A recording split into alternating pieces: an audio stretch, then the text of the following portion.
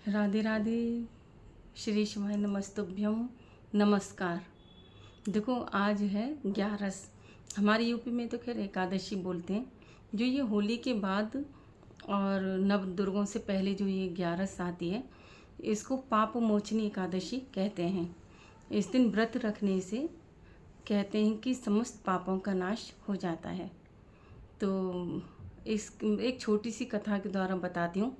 एक पौराणिक कथा है कि एक बार चंद्रमणि जो ऋषि थे, उनके पुत्र मेधावी वह जंगल में तपस्या कर रहे थे।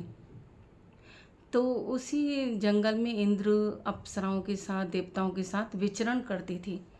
तो एक बार कामदेव ने सोचा कि क्यों ना मेधावी भगवान शिव की पूजा करते हैं, इनकी तपस्या को भंग कर दिया जाए। तो वह एक अप्सरा को भेजते हैं, मंजू घोषा नाम की एक अप्सरा को भेजते हैं कि जाओ मेधावी जो ऋषि हैं, इनकी तपस्या को भंग कर दो।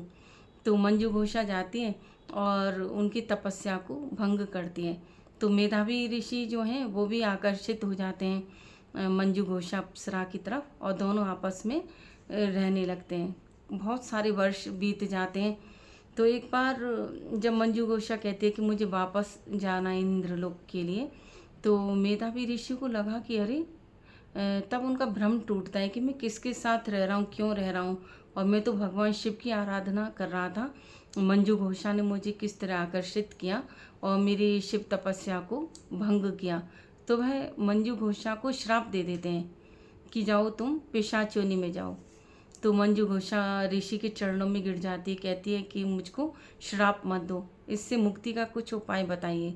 तो मेधावी ऋषि कहते हैं कि तुम जो पाप मोचनी एकादशी आएगी, तुम उसको व्रत करोगी तो तुम्हारे समस्त पापों का नाश हो जाएगा।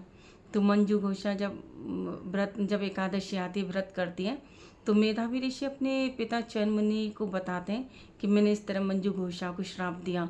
तो चंद्रमणि कहते हैं कि तुमने श्राप दे के गलती की, तुमने भी पाप किया है, तो तुम भी इस व्रत को रखो। तो मेधावी ऋषि जो हैं उन्होंने भी इस व्रत को रखा, तो उनको भी पापों से मुक्ति मिल गई।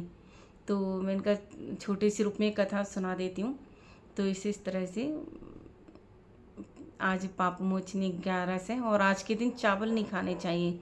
आज के दिन कुछ बातों का ध्यान रखना चाहिए, जैसे चावल नहीं खाते, हेयर कटिंग नहीं करानी चाहिए, बालों को भी नहीं धोना चाहिए, और नेल्स जो होते हैं उनको नहीं काटना चाहिए। कुछ चीज़ों का आज के दिन ध्यान रखा जाता है। और जैसे व्रत तो सभी लोग नहीं रख पाते हैं, तो इसलिए मतलब जैसे चावल नहीं खाना, कुछ बातों का ध्यान रखना चाहिए। जय श्री राम। राधे श्याम। राधे राधे।